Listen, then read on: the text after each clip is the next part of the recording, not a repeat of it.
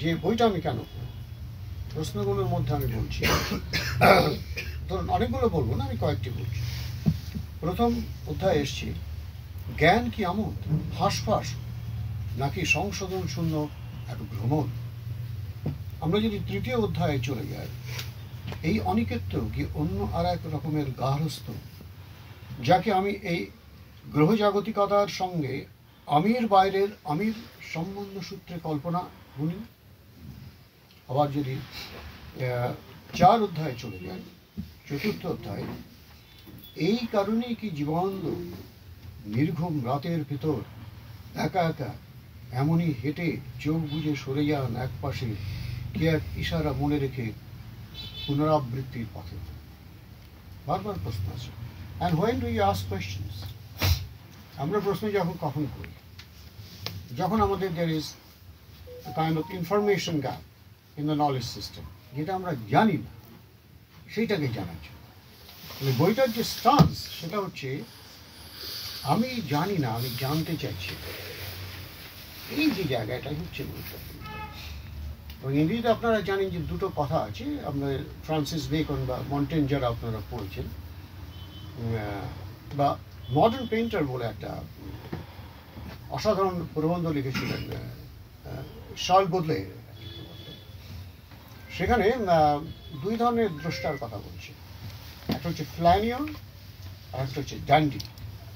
ফ্ল্যানিয়র হচ্ছে সব কিছু দেখে, যেমন অনির্বাণ সব কিছু দেখেছেন, কিন্তু এই ড্যান্ডি ফ্ল্যানিয়র কি করে, এখানে মিশছে, ওখানে যাচ্ছে, দেখছে, কিন্তু দেখাটাই দেখার মধ্যে থেকে যাচ্ছে। কিন্তু ড্যান্ডির মধ্যে হচ্ছে সেই একটা ইন্টেলেকচুয়াল ডিটাচমেন্ট, সে সরে আসতে পারছে। অনির্বাণ কি করেছেন, এই 2 ধরনের দেখাকে আমার যে যত ধারণা তিনি এর মধ্যে মেশানোর চেষ্টা করেছেন। এবং আরেকটি কথা বলি, যেহেতু আমি বললাম the book is replete with a number of questions in different chapters. সব চ্যাপ্টারে দেখছি অনেকগুলো প্রশ্ন দিয়ে শেষ হচ্ছে, আলোচনা করছেন। আপনি অনেক পাঠক আছে আমার মতো যারা লে রিডার্স, আমি কিন্তু নিজেকে লে রিডার্স বলি। আমি কখনোই কিন্তু দর্শন বা কোনো কিছু স্পেশালাইজ করব না। লে রিডার মানে আমি সাধারণভাবে যে বই পড়ে আনন্দ পাই যেরকম মানুষ। সেখানে আমার যেটা আমি অনির্বাণের বইতে লক্ষ্য করলাম, অনির্বাণের বইটার যেটা বললাম অনেকগুলো কোশ্চেন। আপনারা এখানেই অনেকেরই ইংরেজি ছাত্র, আপনারা পড়েছেন উইলিয়াম ব্লেকের দ্য সংস অফ ইনোসেন্সে দ্য টাইগার বলে একটা কবিতা। যারা পড়েছেন, যাদের মনে আছেন তারা জানেন এই কোশ্চেন, এই কবিতাটাই হচ্ছে it's a sum total of many questions, অনেকগুলো। এই কি সেই যিনি মেষ শাবককে সৃষ্টি করেছে, তিনি কি এই ভয়ঙ্কর ব্যাঘ্রকে সৃষ্টি করলেন? কোন ফার্নেসে, কোন হাত দিয়ে তাকে ধরে সৃষ্টি হয়েছে? সেই আপনার বাঘের চোখের আগুন কোথা থেকে নিয়ে এসছে চুরি করে? অনেক প্রশ্ন আসছে সৃষ্টির যে জায়গাটা। সেই জন্য আমি এই বইটাকে একটা নাম দিয়েছি, এটা হচ্ছে this book is songs of experience in pros. Songs of মানে ওখানে আপনাদের মনে আছে উইলিয়াম ব্লেকের বই এই টাইগার কবিতাটাতে যে কথক প্রশ্ন করছেন তিনি একজন অ্যাডাল্ট, শিশু নয় কিন্তু। যেমন সং অফ ইনোসেন্সে একটা বাচ্চা সেই উত্তর দেওয়ার ক্ষমতা রাখে, because he possesses divine intimation, তার নলেজটা রয়েছে বলে সে কি করতে পারছে, উত্তর দিতেই পারছে। মেষকে বলছে তুমি জানো না, তোমাকে যে সৃষ্টি করেছে আমাকেও তিনি সৃষ্টি করেছে। এই যে জায়গাটা একটা নিশ্চয়তা শিশুর মধ্যে রয়েছে, কেননা ধরেই না হচ্ছে শিশু জানে না। কিন্তু অ্যাডাল্ট যখন এই জটিল জীবনের মধ্যে ঢুকছেন, একটা প্রাপ্তবয়স্ক মানুষ, তাকে এই সমস্ত কোশ্চেনগুলোকে কনফ্রন্ট করতে হচ্ছে। সেটা খুব মেটেরিয়ালিস্টিক অনেক প্রশ্ন হতে পারে, আবার এমন প্রশ্নও হতে পারে জীবন জিজ্ঞাসা নিয়ে, জানিয়ে দেবজ্যোতি এতক্ষণ বললেন অনেক প্রশ্নের কথা, সেদিকে আমি যাচ্ছি না। এখন আমি এই জায়গাটাতে দেখব এই বইয়ের মধ্যে আপনি কি এখানে লেভিনাসের কথা আছে, ডাসপেক জরথ্রুস্ট নিসের কথা এখানে করছে, কিয়ারকেগার্ডের ফিয়ার অ্যান্ড ট্রেমব্লিং এর কথা অ্যারিস্টোটেলেসের কথা আছে, অ্যারিস্টোটল যেটাকে বলে, অনেকের কথা এখানে এসে গেছে। সেখানে বহু জার্মান বয়ান বা ইডিয়াম বা রেজিস্টার্ড সেখানে আমরা দেখতে পাচ্ছি। ফ্রেন্ডস অনেক জিনিসগুলো রয়েছে। আমরা কি এই জিনিসগুলোকে যেটা দেবজ্যোতি শেষে বললেন যে অনির্বাণ সামটাইমস হ্যাজ ওভারডান, তা করলেও পারতেন, এরকম একটা আপনি বললেন আর কি, কিছু কিছু শব্দের ক্ষেত্রে বা কিছু কিছু ছিল। এবং আমার বক্তব্য হচ্ছে এই বইটা there are many ways of reading the book, আমরা অনেক রকমভাবে পড়তে পারি। এবং সবচেয়ে মজার ব্যাপার, আমি প্রত্যেকটা অধ্যায়কে এক একটা আলাদা প্রবন্ধ বলে মনে করি। এবং আরও মজার ব্যাপার হচ্ছে এই বইটির সমস্তটা না পড়লেও চলবে, কিছুটা অংশ আপনি যদি পড়েন, ছেড়ে দিলেও আপনার মধ্যে অসম্পূর্ণতার বোধ আসবে না আর কি। কেননা এখানে অনেকগুলো জিনিস ধরা পড়ছে। অনির্বাণের অসম্ভব দুষ্টুমি, তার ভেতরের একটা অসম্ভব ডেডলি হিউমার, অসম্ভব তার মারাত্মক কৌতুকবোধ, যেটা তার শব্দচয়ন এবং ভাষা রীতির প্রয়োগের মধ্যে যেটা জড়িয়ে রয়েছে, এটা একটা খুব বড় জায়গা। কখনো আপনার মনে হচ্ছে একটা কবিতা পড়ছেন, যেমন আমি চ্যাপ্টার 5-এ চলে যাচ্ছি, সেখানে আপনাদেরকে একটা কবিতা শোনাবো, আধুনিক কবিতা। আমি খুব বেশিক্ষণ বলবো না, কারণ আমি চাই কবিতা শুনতে। আমি চ্যাপ্টার 5-এ গিয়ে একটু আপনাদের একটা কবিতাই শোনাই। হ্যাঁ, একটা কবিতা শোনাই, কিন্তু কবিতা নয়, কিন্তু একটা প্রবন্ধের অংশ। আমার বাবা ৭৭, মা ৬২। প্রথমবার পাহাড়ে বেড়াতে গিয়ে ইয়ামথুমে পৌঁছানোর আগেই দুজনের শ্বাসকষ্ট শুরু হলো। তারপর ফেরার পথে রোদমাদির ছাঙ্গুতে যখন শুভ্র বরফ কুচি তুলে একে ওকে ছুড়লেন, তখন ওদের অনঙ্গ হাসিতে এক প্রেম দেখেছিলাম আমি। বাজা মেয়েটিকে যেদিন জামাই খুব করে গালি দিয়ে বাপের বাড়ি ফেরত পাঠালো, চৈত্রের, আমার চোখে জল এসে যায় জায়গাটা পড়তে, চৈত্রের নির্ঝুম দুপুরে যখন সে এক থালা ভাত কাজুলি মাছের কাঁটা দিয়ে মেখে ভুলু, ববি, ডন, ধল, মিঠু পঞ্চপাণ্ডবকে জুত করে খাওয়াচ্ছিল, ওর দু চোখের শুকনো জল ধুধু জমিতে এক প্রেম দেখেছিলাম আমি। হৃদয়পুরের নিগমগিরি আশ্রমে ভম্বল সাধু যখন তস্য প্রাচীন বটগাছের গোড়ায় বাড়ি যে ঝাড়ি ঘুরিয়ে ঘুরিয়ে জল ঢালছিলেন, আর মনে মনে জপছিলেন সমর্পণের সামগান, ওর শুদ্ধ শান্ত মৌলিক মুখে এক প্রেম দেখেছিলাম আমি। গাংনাপুরের স্কুলে, আমাদের দেখা ছবি একদম, গাংনাপুরের স্কুলে দিদিমণি যখন দিনকার ক্লান্তি মেখে লজ্জাহীন ঘুমিয়ে পড়লেন এলানো তক্তায়, তখন তার চতুর্দিকে স্বপ্নস্তূপের মতো ছেলে মেয়েদের মুখ চাপা খিলখিল ও প্রার্থনা ভঙ্গিতে নত হয়ে অকারণ প্রণতির ভেতর খোয়ারি ভাঙা এক প্রেম দেখেছিলাম আমি।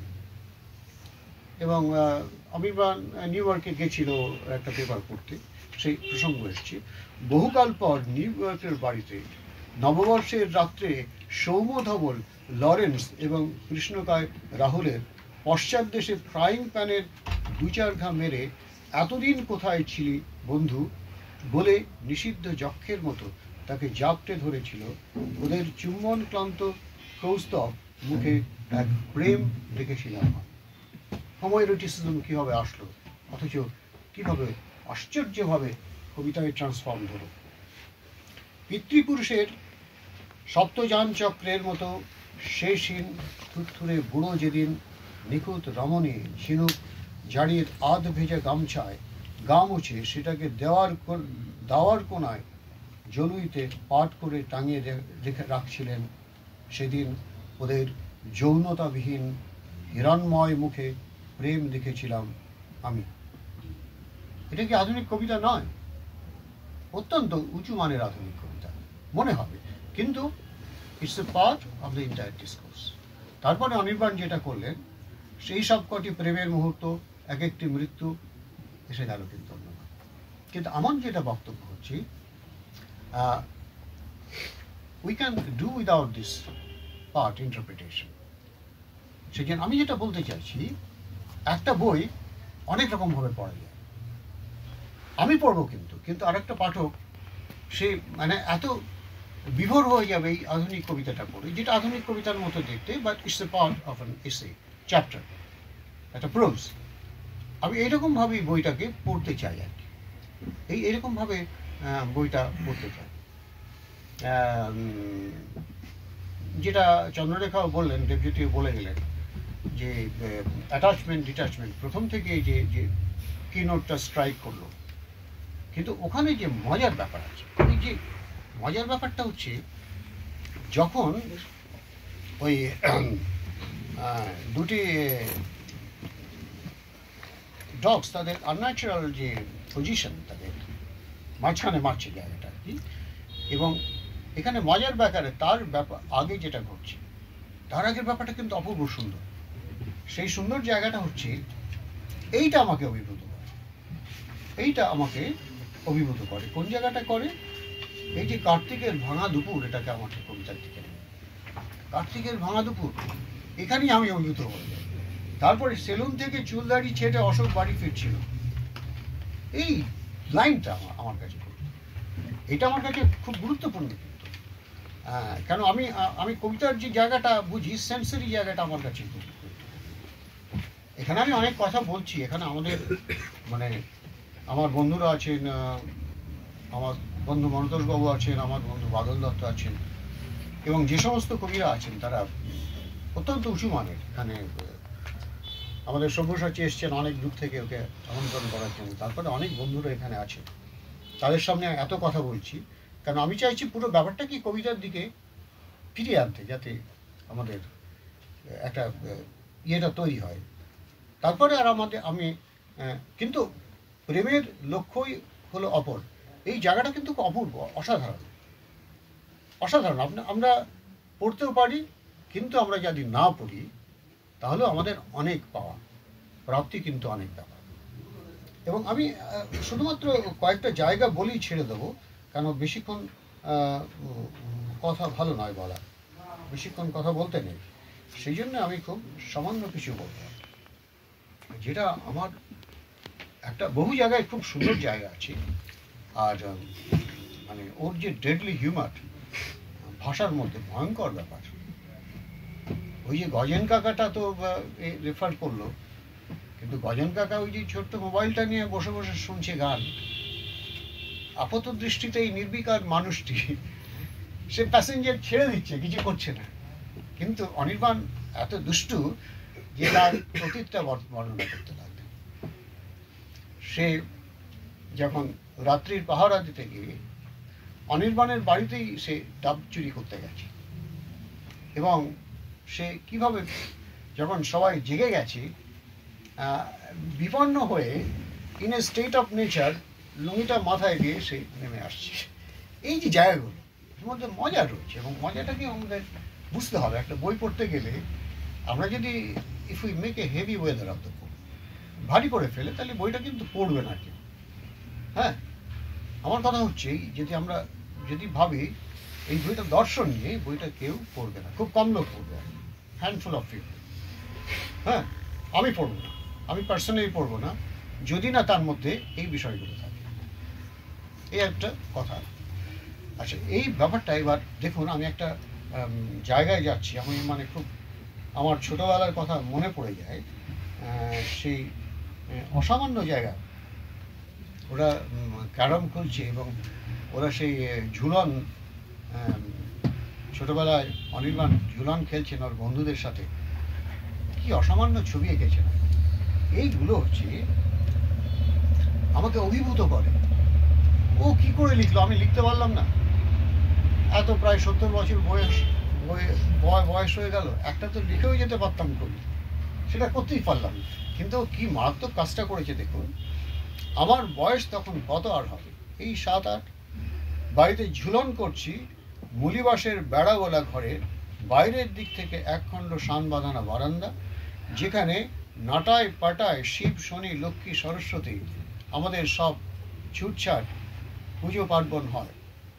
ফাটা মেঝের খড়ি দেওয়া লাল পিঁপড়ের রুটির আচ্ছা, খোল খসে পড়া টুকরো, মুরগির দানা কিংবা চালের গুঁড়ি অন্বেষে প্রারব্ধ বা সন্ন্যাসীর মতো এদিক ওদিক, এই ব্যবহার করুন, অন্বেষে প্রারব্ধ বা সন্ন্যাসীর মতো এদিক ওদিক সরিয়ে দিয়ে ঘুরে ঘুরে বেড়ায়।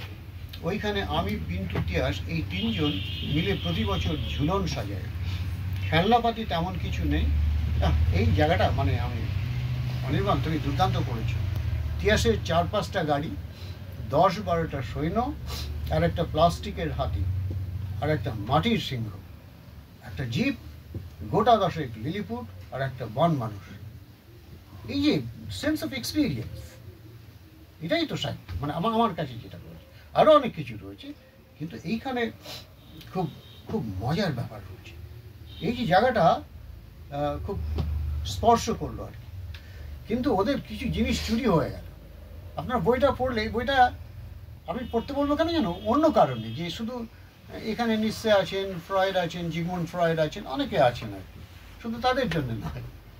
উপনিষদ আছেন, গীতা, ভিল ভারত নিয়ে শ্রীকৃষ্ণের উপর একটা অসামান্য একটা জায়গা রয়েছে। আমরা তো বঙ্কিমচন্দ্রের শ্রীকৃষ্ণচরিত পড়েছি, কিন্তু এটা অনির্বাণ একটা অসম্ভব কাজ করেছে। এটা মানে দুর্দান্ত জায়গা। তা এই জায়গাটাতে কি হলো, এইবার পাশের বাড়ির একটি বাচ্চারা কি যখন কিছু না পায় চুরি করে, সেই খেলনা চুরি করে নিয়ে আসলো। আমি পুরোটা পড়ছি না। তারপরে সেই খেলনা চুরি করার পরে কিভাবে তারা এই দস্যু ছেলেগুলো গিয়ে আবার সেই বাচ্চা মেয়েটার কাছে খেলনা উদ্ধার করল। কিন্তু অদ্ভুত ব্যাপার, অনেকটা পরাবাস্তবের মতো, যেটা বিশ্বাসও করা যায় না। সেই মেয়েকে কোথায় রাখা গেল? ইউক্রেনে, তাই তো? সে যুদ্ধবিরোধী, মানে সে তোমার এর সামনে দাঁড়িয়ে রয়েছে। আশ্চর্য সব জায়গাগুলো। যে বাবা একদিন স্কুলে মার খেত, সে ভালো ছিল না, একদিন সে সন্ন্যাসী হয়ে গেল। দেখুন, আমাদের অনেক ঘরের ছেলে তো চলে যায়, ফেরে না সন্ন্যাসী হয়ে, বাবা মা আনতে যায়, একদিন হয়তো দেখা করেছিল।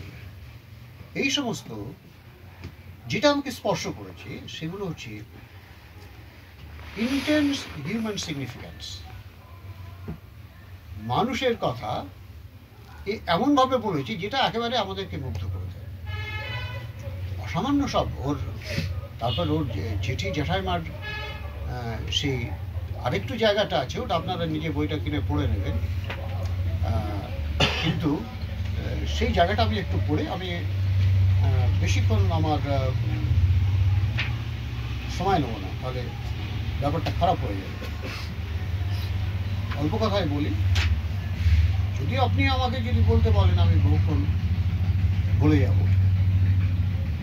তারপরে এই যে আমরা গান শুনি, যেমন অসত্যরু আমার খুব প্রিয় ছিলেন। অসত্যরু প্রিয় ছিলেন মানে আমি ছোটবেলায় নিজেও গান করতাম, অল্প অল্প খুব, মানে।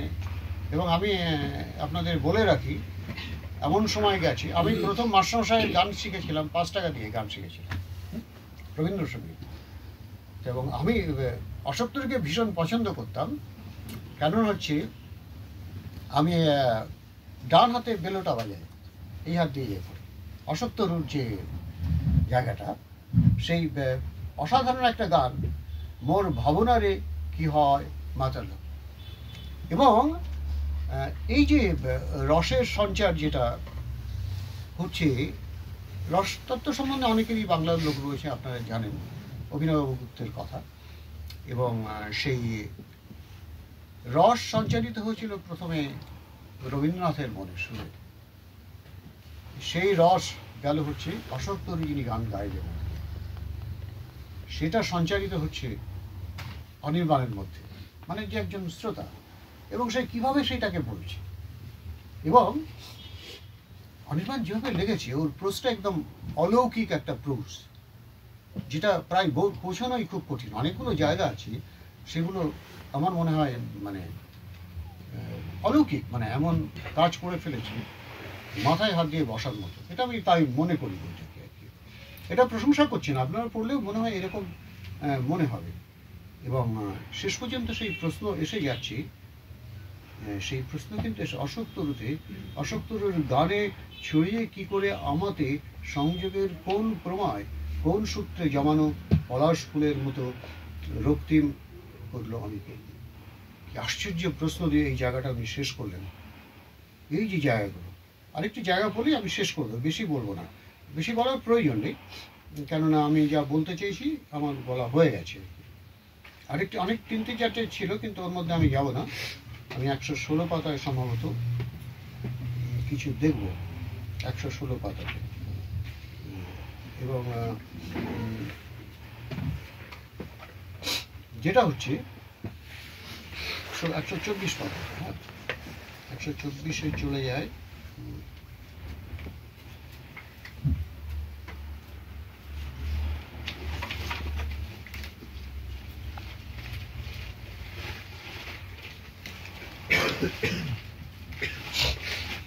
আমি এটা শেষ করে দেবো। আরেকটা খুব সুন্দর জায়গা আছে, জেঠি জ্যাঠাইমার জায়গাটা।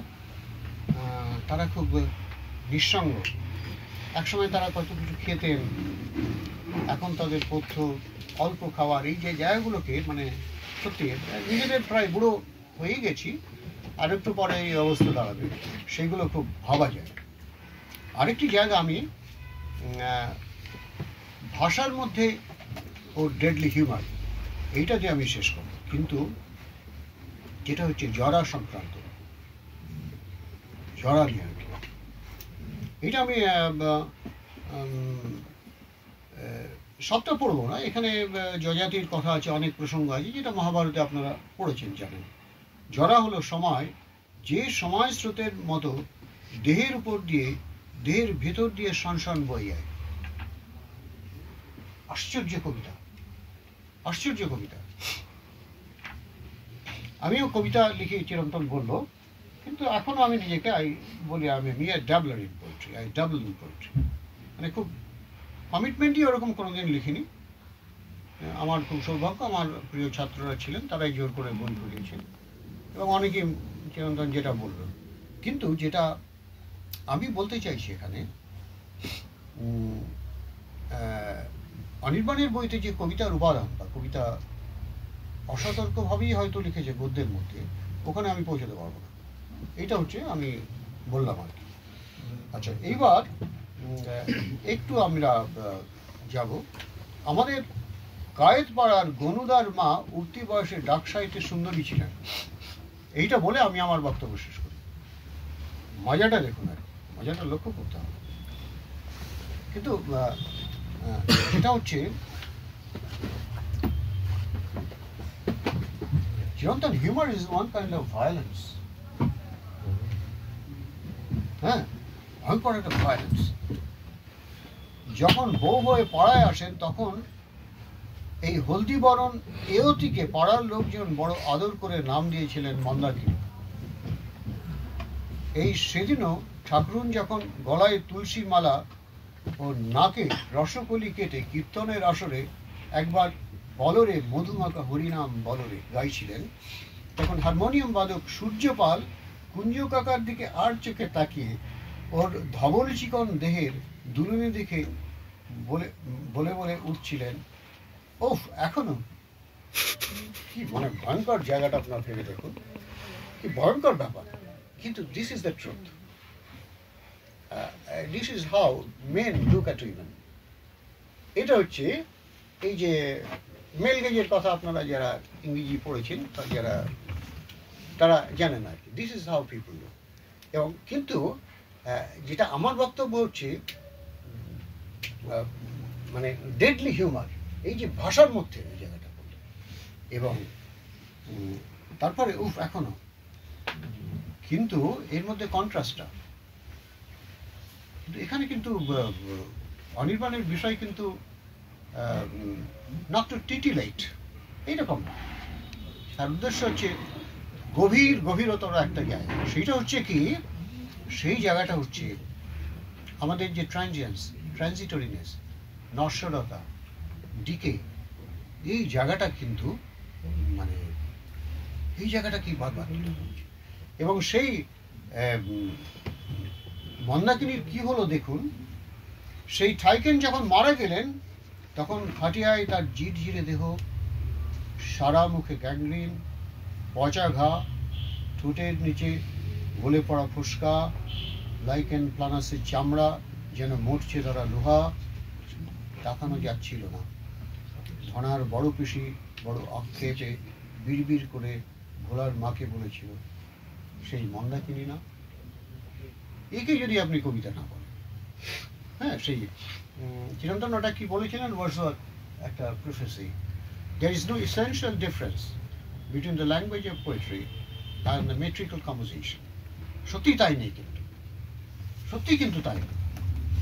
সেই জন্যই তো এখন আমরা গদ্যে কবিতা লিখতে পারছি, ফ্রি ভার্স, তারপরে ডিস্ট্রিক্টটা হচ্ছে প্রোজ পোয়েট্রি। ফ্রি ভার্স তো প্রোজ পোয়েট্রি নয়, ফ্রি ভার্সের পরে যেটা আসলো প্রোজ পোয়েট্রিটা আমরা লিখতে পারছি, বোধহয় সেই জন্য আমি একে কবিতা স্টেটাসই দেবো, এইটা আমার মনে হচ্ছে। আমি অনেক কিছুই এটাকে বলতে পারি বইটাকে, অনেক কিছু, যেমন দেবজ্যোতি বললেন, উনিও আমার অনেক কথা আছে সেগুলো বলা যায়, কিন্তু আমি এখানেই শেষ করব এবং আমি এটা বলবো, it's a book of non statement. কোনো স্টেটমেন্ট এখানে নেই। জীবনদের ওই সনেটটা কি ছিল যেন আমার মনে নেই, ওখানে হিজল গাছ ছিল এক, বহুদিন পুকুরের জলে মুখ তার দেখে গেছে, কোথায় বা গেল সেই ঠোঁট ভাঙা দাঁড় কাক। অনেক লাইনের এই রূপসী বাংলার এই চতুর্দশপতি কবিতার শেষে জীবানন্দ বলছেন, সুধালাম উত্তর দিল না কেউ, উদাসীন অসীম আকাশে। এই অনেক প্রশ্ন রয়েছে, কিন্তু all the questions have remained unanswered. উত্তর নেই। এইটাই হচ্ছে এই জায়গাটা আর কি, এইটাই হচ্ছে বইয়ের মজাটা আর কি। এবং আরো অনেক সুন্দর সুন্দর জায়গা আছে, বিস্তৃত বলার অবকাশ নেই। প্রত্যেকটা পাঠককে নিজের মতো করে আমি একটি কথা বলে, আপনারা অনেকেই যারা ইংরেজির লোক আছেন এখানে, W.H. Auden একটা কালজয়ী প্রবন্ধ লিখেছিলেন, প্রবন্ধটার নাম অন রিডিং বলে একটা বিখ্যাত প্রবন্ধ, যেটা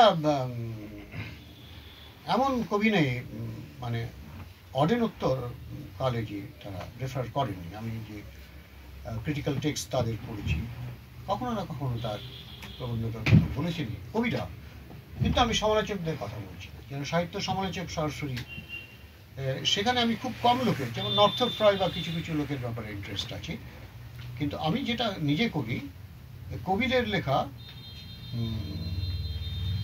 কবিতাকে নিয়ে তারা কি ওই জায়গাটা উনি বলছেন, every reader is a translator. প্রত্যেকটা পাঠক হচ্ছে অনুবাদক। এইটা হচ্ছে আমি আমার মতো করে অনুবাদ যেটা করেছি আপনাদেরকে বললাম, হয়তো প্রতিটি পাঠকই তাই পাবে। আমি অনেকক্ষণ সময় নিলাম, আপনাদের ধৈর্যচ্যুতি হলে ক্ষমা করবেন, এটুকু বলে শেষ করব, ঠিক আছে?